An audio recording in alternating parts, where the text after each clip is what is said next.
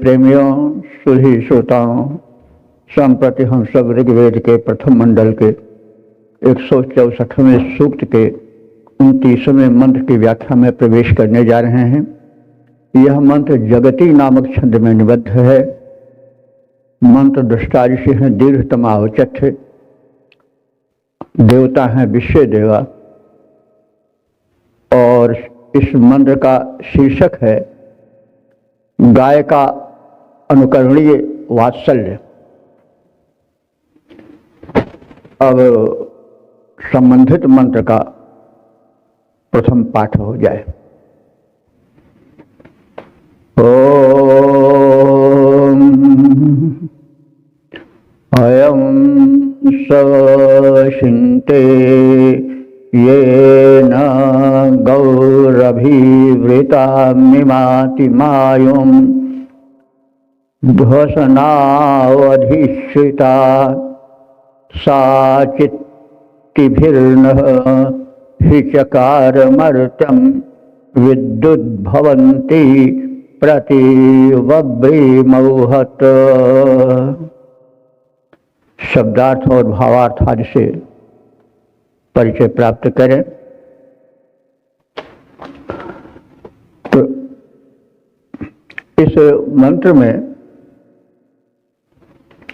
गाय का वात्सल्य यानी जो बच्चे के प्रति माता पिता का प्रेम होता है या माता का प्रेम होता है, उसकी गंभीरता को इसमें दिखाया गया है और कहा गया है कि गाय का वात्सल्य भाव, संतान के प्रति प्रेम जो है वह अनुकरणीय है और मनुष्य को उससे शिक्षा लेनी चाहिए। क्योंकि देखा जाता है कि मनुष्य जो है वह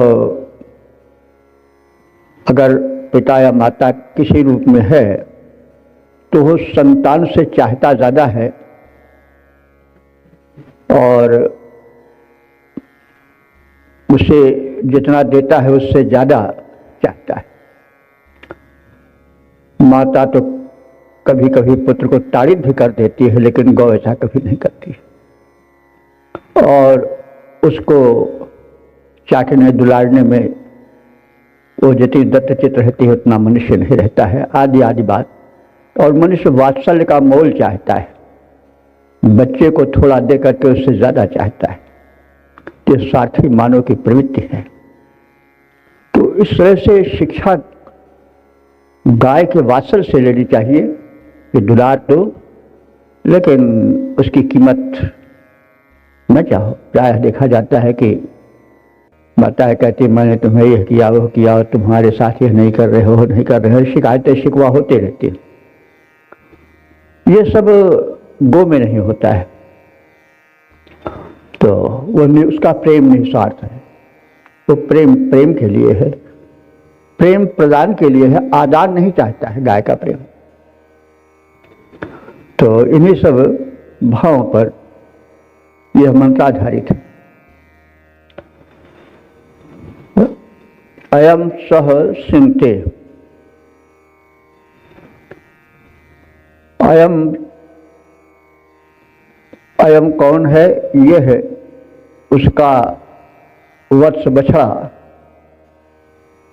सिंते अव्यक्त ध्वनि करता है, मतलब कि कुछ सिर हिला करके, जिह्वा दिखा करके, पूंछ हिला करके कुछ उससे चाहने की यानी दुग्ध की कामना करता है। लेकिन गाय जो है वो आतुर हो जाती है थोड़ा सा संकेत पा करके अपने वत्स का। तो ये न गौ अभिवृता, उस बछड़े द्वारा गाय को थोड़ा सा जब संकेत मिल जाता है कि वो दुग्ध का इच्छुक है और उसके समीप आना चाहता है, तो गाय का प्रेम उमड़ पड़ता है, वात्सल्य उसका प्रबल हो जाता है और गाय चारों ओर से स्नेहा प्लावित होती है। ये न गौ अभिवृता, यानी उस वत्स के मूक संकेत से वह गाय जो है वात्सल्य भाव से भर जाती है। गौ अभिवृता, गाय भर उठती है भाव से वात्सल्य के। ध्वसनो अधिष्ठिता, ध्वसनो माने गौशाला में, अधिष्ठिता माने बंधी हुई स्थित वह मायु मिमाति, स्नेह से भरकर हुंकरने लगती है। मायु मिमाति, मातृत्व भाव से या स्नेह से भर करके मिमाति माने हुंकरने लगती है। स चित्तभिः मर्त्यम निचकार, स माने वह गो माता चित्त भी अपने वात्सल्य प्रेम से मर्त्यम निचकार, मरणशील मानव को लज्जित कर देती है। मतलब वो बधी है फिर भी बार बार चेष्टा करती है कि अपने शिशु के पास जाए, उसे दूध पिलावे आदि आदि। तो मनुष्य में वो मातृ तो नहीं आ पाता है जो गाय में है। कभी कभी तो माता झपड़िया देती है बच्चे को, कई कारण हो सकते हैं, लेकिन गाय कभी ऐसा नहीं करती। बछड़ा बड़े जोर जोर उसके स्तन पर सिर मारता है, लेकिन वह गाय कभी अपने बछड़े को मारती नहीं है, सदैव उसको स्नेह ही देती है, दुलारती है, चाटती है। तो इस प्रकार से वह मातृत्व को विलज्जित करती है, मानव के मातृत्व को विलज्जित करती है। मानो तो उसका तो मातृत्व जो है वो बड़ा आजकल तो हल्का हो गया है। गौ से शिक्षा लेनी चाहिए। आज तो माताएं दूध ही नहीं पिलाती। देखिए, कहा जाता है आदमी समझदार है, लेकिन कितना गया गुजरा है। प्रायः यह शिकायत मिलती है कि आज के युग में तो माताएं दूध ही नहीं पिलाती हैं, जबकि दूध ही की बड़ी भारी कीमत होती है। और यह तो विज्ञान सिद्ध तथ्य है कि दुग्ध, जो माता का दुग्ध होता है, वो बच्चे के आरोग्य में दीर्घ जीवन में बड़ा सहायक होता है। तो ऋषि संदेश देना चाहता है कि जो स्त्रियां हैं मानो कही जाती हैं, सबसे समझदार हैं, उनको इस गाय से शिक्षा लेनी चाहिए। और गाय जिस प्रकार से आतुर रहती है बछड़े को सहलाने, चाटने, दुग्ध पिलाने के लिए, वो मानव में किसी मात्रा में या बहुत मात्रा में नीचे है। तो ऋषि संदेश जाना चाहता है कि माताओं को गौ माता से शिक्षा लेनी चाहिए, अपने वत्स को दुग्ध पिलाना चाहिए, सेवा करनी चाहिए, उस पर कभी रुष्ट नहीं होना चाहिए। गाय कभी अपने बछड़े से रुष्ट नहीं होती है और न उससे कुछ मूल चाहती कि तुम हमें कुछ दो, या वो कभी अपने बच्चे से शिकायत करती हो कि तुम तो हमें भूल जाओगे, हम तुम्हें क्यों दूध पिलाएं। ऐसी बात नहीं। तो कहने का मतलब माता का पद बड़ा ऊंचा होता है, और इसीलिए माता केवल गौ को कहा जाता है और पृथ्वी को भी माता कहा जाता है। तो इस अर्थ को हम पृथ्वी के अर्थ में, केवल गौ माने पृथ्वी भी होता है, गौ माने वाणी भी होता है, तो हम पृथ्वी के अर्थ में लेते हैं। तो पृथ्वी भी माता क्यों कही जाती है? ऊंचे पर्वत, गहरे सागर, सबका भार उठाती है, इसीलिए तो यह धरती माता कहलाती है। ऐसे नहीं कही जाती है।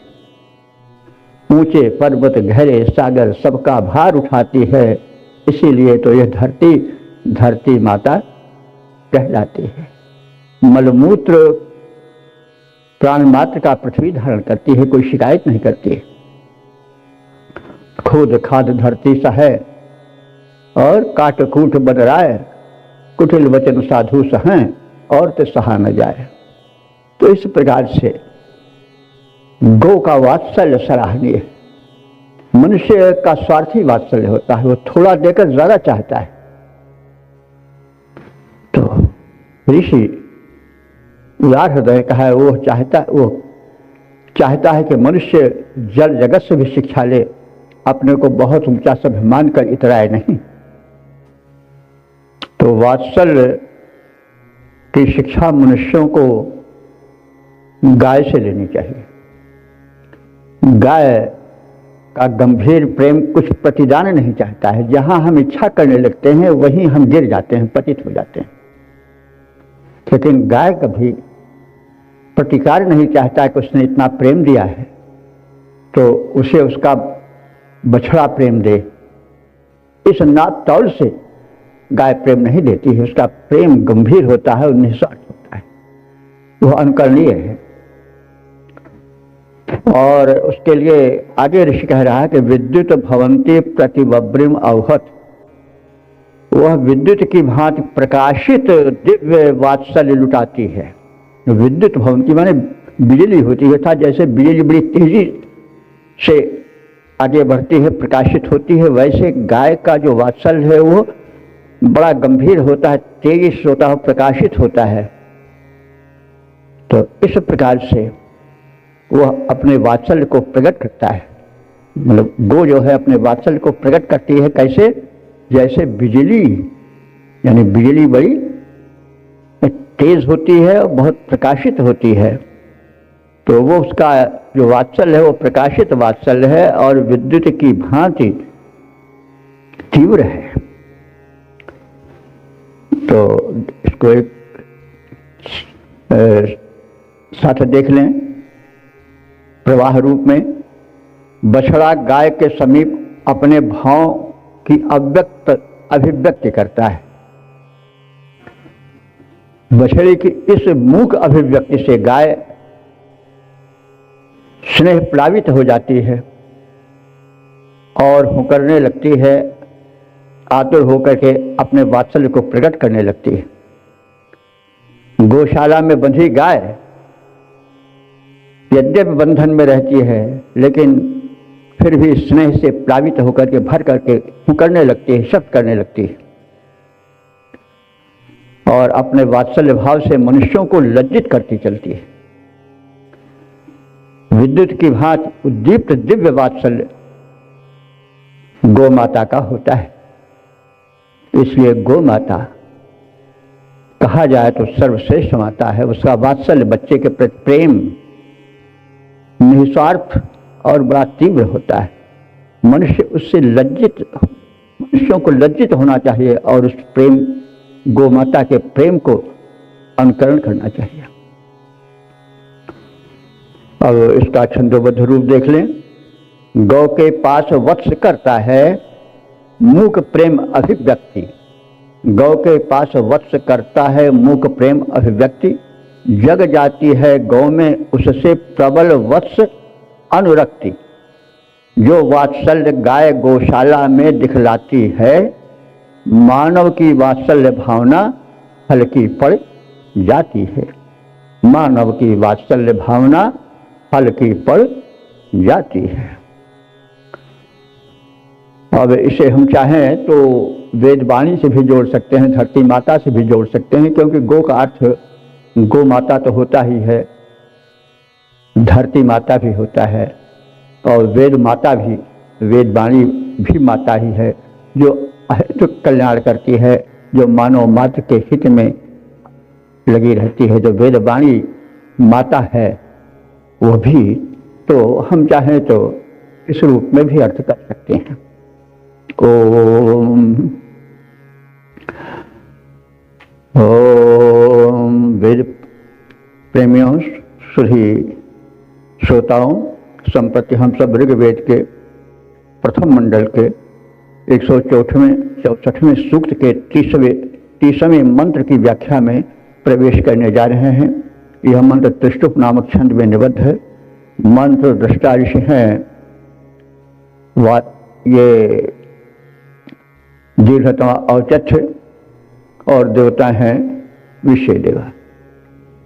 संबंधित मंत्र का शीर्षक है शरीर नश्वर और आत्मा अमर। अब संबंधित मंत्र का प्रथम पाठ है। ओम अनक्षय तुर्गातु जीव में ध्रुवम मध्य आ पश्चानाम जीवो मृतस्य चरति स्वधाभिर्मर्त्यो मर्तेना सयोनिः। शब्दार्थ भावार्थ आज से परिचय प्राप्त करें। प्रस्तुत मंत्र में आत्मा की अमरता और शरीर की नश्वरता और दोनों में अंतर, इस तथ्य को उजागर किया गया है। आत्मा तो शरीर को जब छोड़ती है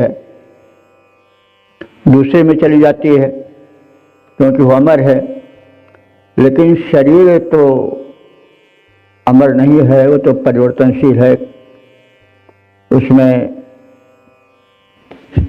शैशव आया, बालपन आया, यौवन आया, बुढ़ापा आया, फिर मरण आया, लेकिन आत्मा में नहीं होता है।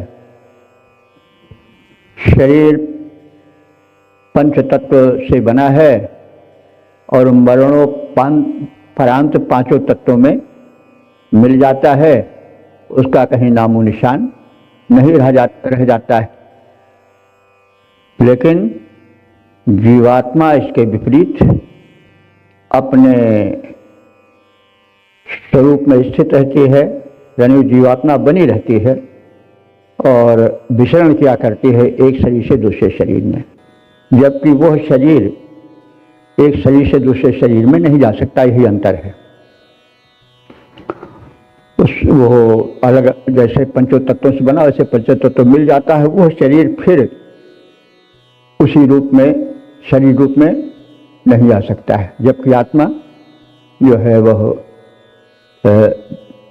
शरीर को छोड़कर आगे फिर किसी योनि में प्रवेश कर जाता है अपने उसी रूप में, और जब उसे आत्मज्ञान हो जाता है तो परब्रह्म में विलीन हो जाता है, ऐसी मान्यता है।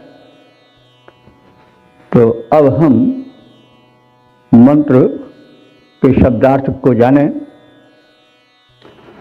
तुर्गातु अनत जीवम, यह जीव जो है वह श्वसनशील शरीर में रहता है और तुर्गत माने तीव्र गति वाला है, और श्वसन प्रक्रिया से चलने वाले शरीर में इसका निवास रहता है। जब तक सांस रहती है तब तक शरीर रहता है, और जब तक शरीर रहता है तब तक उसमें यह आत्मा रहती है, और फिर बाद में शरीर को छोड़ देती है, उससे अलग हो जाती है। तो यह है जीवात्मा की विशेषता। वह शरीर छोड़ करके एजत माने निकल जाता है, अन्यत्र चला जाता है। किंतु शरीर पश्चा नाम मध्य ध्रुवम से, पश्चा नाम पश्च कहते हैं घर को, निवास को, आश्रय को, लेकिन वह अपने निवास स्थान यानी घर में उसके मध्य माने बीच में, ध्रुवम शय माने निश्चेष्ट होकर के सोता है, अर्थात वह मृत अवस्था में पड़ा रहता है, इधर उधर न हिलडुल नहीं सकता है। और आत्मा जो है वो पुनः किसी दूसरे शरीर को प्राप्त कर लेती है, उसमें हलचल होती है, आती जाती रहती है, वो अमर है। वो जो है वो नश्वर नहीं है, शरीर नश्वर है, वो हिलडुल नहीं सकता है। श्वास की डोरी टूट गई तो शरीर निश्चित घर में पड़ा रह जाता है, उसको कोई ले जाए तो स्मशान जाएगा, नहीं सड़ जाएगा वही। तो इस तरह से ध्रुवम से वो निश्चेष होकर के शरीर पड़ा रह जाता है घर में। मृत से माने मरे हुए का, मर्तेन सयोति सयोनि, यह आत्मा जो है उस मरणशील शरीर का सयोनि माने साथी बना रहता है। कब तक? जब तक श्वास रहती है, जब तक जीवन रहता है। अमर्त्य जीवा, तो शरीर तो मरणशील है, जब तक सांस तब तक वो रहता है। सांस की डोरी टूट गई, शरीर जो है अमृत हो गया और फिर निश्चेष होकर के पड़ा रह जाएगा, नष्ट हो जाएगा। लेकिन उसका सयोनि माने साथ रहने वाला, सयोनि ही माने एक साथ साथ रहने वाला जो आत्म तत्व है, जीव आत्मा है, वो तो अविनाशी है और अमर है। यह अंतर है दोनों में। स्वधा भी चरति, अपनी शरीर धारण करने की शक्तियों से युक्त वो विचरता रहता है। उसमें स्वधा विचरत माने उसमें स्वयं शरीर धारण करने की शक्ति है, वो नष्ट नहीं होता है और एक जीवन से दूसरे जीवन में विचरणशील रहता है। यही अंतर है। तो अब इसके भावार्थ को हम सपाट रूप से देख लें। श्वसन प्रक्रिया द्वारा अस्तित्व में रहने वाला यह जीव जब तक शरीर में श्वासें चलती हैं तब तक रहता है और श्वास प्रक्रिया बंद हो जाने पर शरीर को छोड़कर निकल जाता है। तब मृत शरीर अपने घर में निश्चेष पड़ा रह जाता है।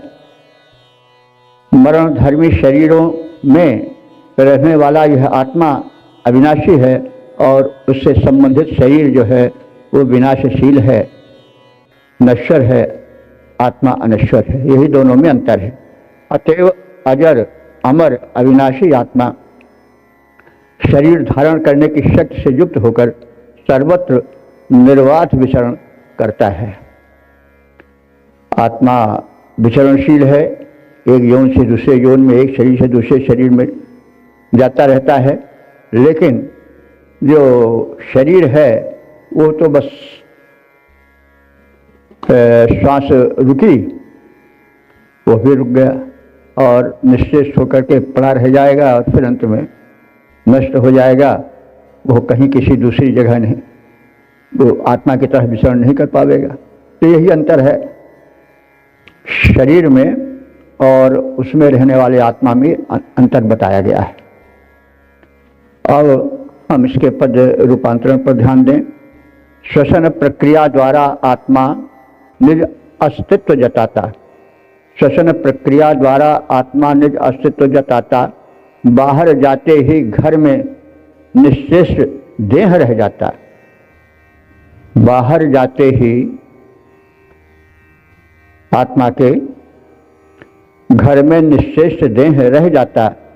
मरणशील तन वासी आत्मा अजर अमर अविनाशी। मरणशील तनवासी आत्मा, मरणशील तनवासी आत्मा अजर अमर अविनाशी करता है अबाध विचरण बन करके देह प्रकाशी। वो देह में प्रकाशित होता रहता है, एक देह को छोड़कर दूसरे देह में जाता रहता है, जबकि शरीर के साथ ऐसी प्रक्रिया नहीं होती है। ओम वेद प्रेमियों, सुधी श्रोताओं, संप्रति हम सब ऋग्वेद के प्रथम मंडल के 164वें सूक्त के 31वें मंत्र की व्याख्या में प्रवेश करने जा रहे हैं। यह मंत्र त्रिष्टुप नामक छंद में निबद्ध है। मंत्र दृष्टा ऋषि हैं दीर्घतमा औचत है और देवता हैं विश्व देवा। संबंधित मंत्र का शीर्षक है तेजस्वी भ्रमणशील भुवन भास्कर सूर्य का स्वरूप। अब संबंधित मंत्र का सर्वप्रथम पाठ हो जाए। ओम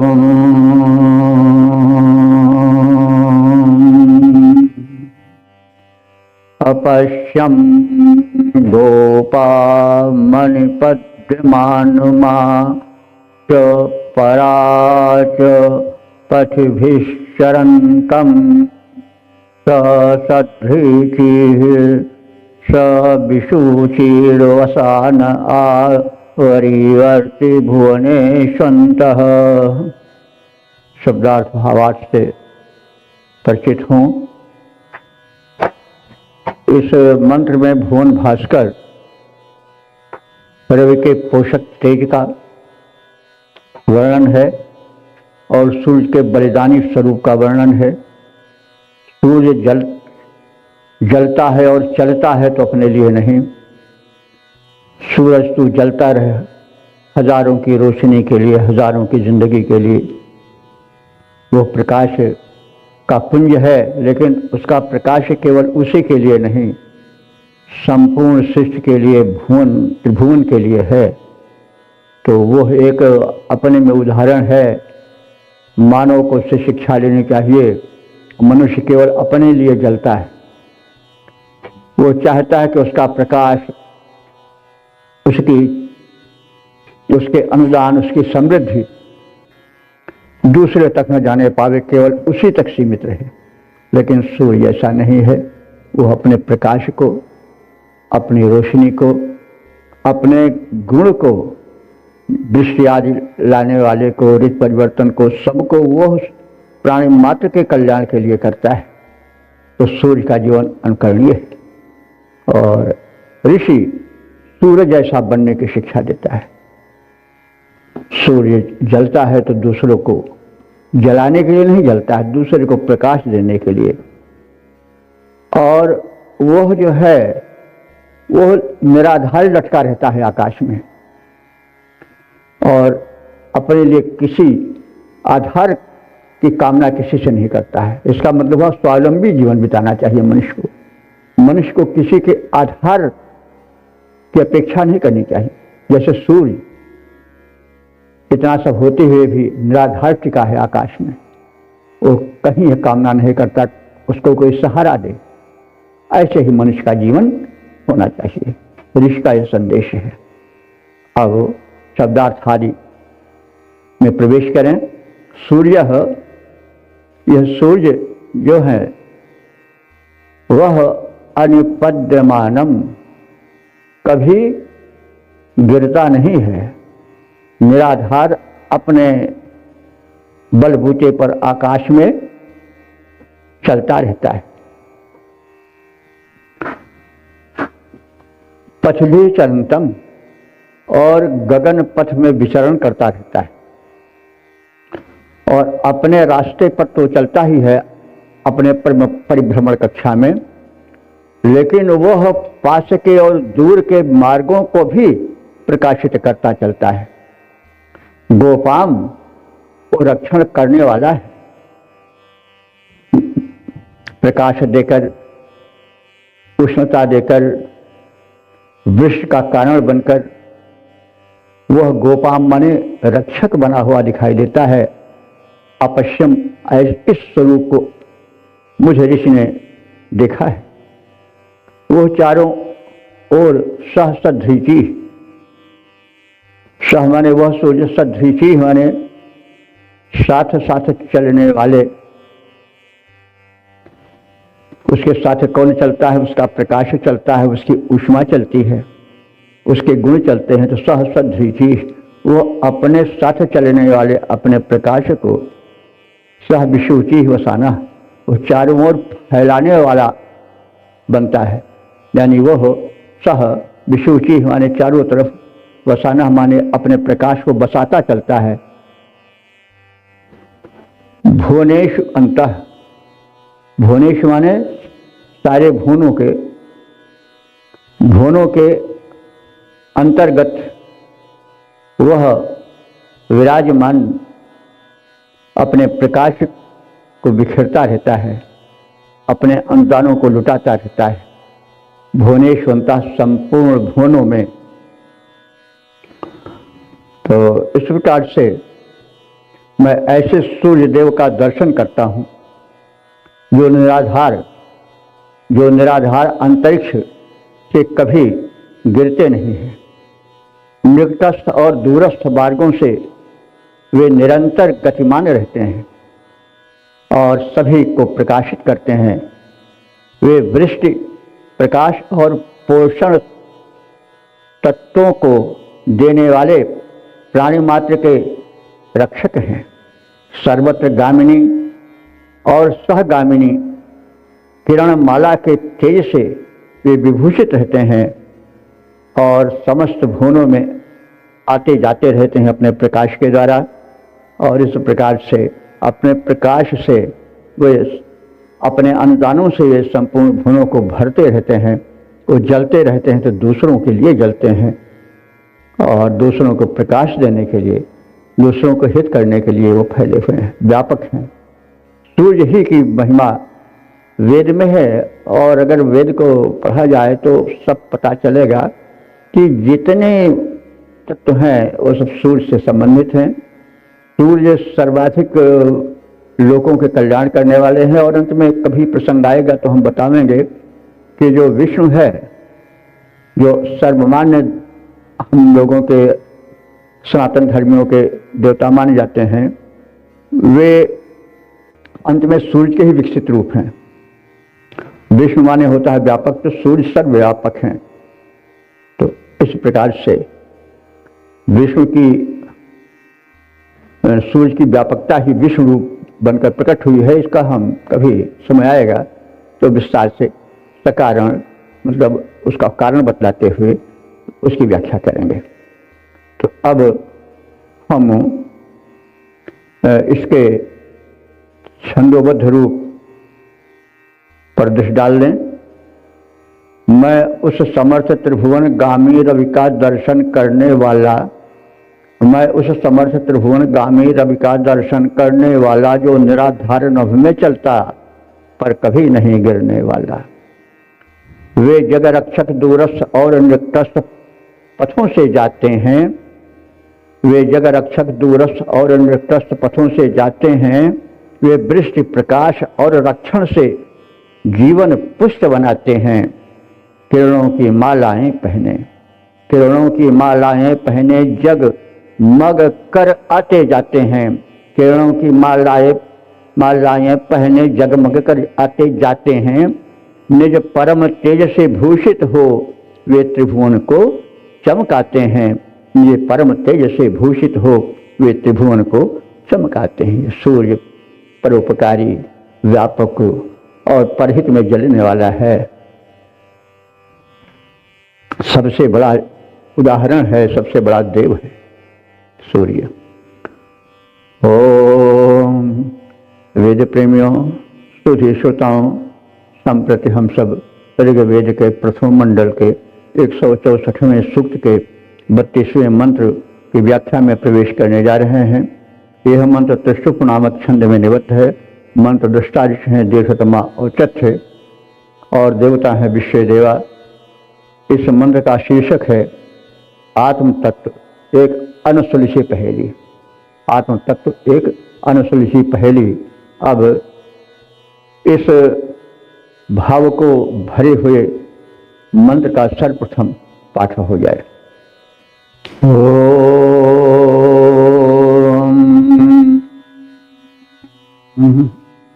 य ईं चकार न सो अस्य वेद या ईं ददर्श हेरुगिन्नो तस्मात् स मातुर्यो न परिवीतो अंतर्बहु प्रजा नृत्यमान विवेश। शब्दार्थ भावार्थ से परिचय प्राप्त करें। आत्म तत्व अनुसुलझी पहेली है। यह बड़ा गहन है। इसके वास्तविक स्वरूप को बताने वाला मिल नहीं पाता है। इसे जिज्ञासा से भरा हुआ ऋषि प्रश्न करता है कि किससे पूछा जाए कि यह आत्म तत्व क्या है, क्योंकि यह ईम चकार जिस माता पिता ने इस शरीर को बनाया वो भी इसके विषय में कुछ नहीं जान पाए। वो देखे कि बच्चा पैदा हो गया, पुत्र पैदा हो गया, गाए बजाए बस, लेकिन यह है कौन इसके विषय में न उन्होंने जानने की चेष्टा की, न बताया। कि बनाया तो लेकिन बता नहीं पाए, बस वहीं तक सीमित रह गए। इसलिए इस आत्म तत्व को कौन बतावे? जिस माता पिता ने जन्म दिया वो भी इसको नहीं बता पाए, न बताए। स अस न वेद, वो भी इसको जान नहीं पाए।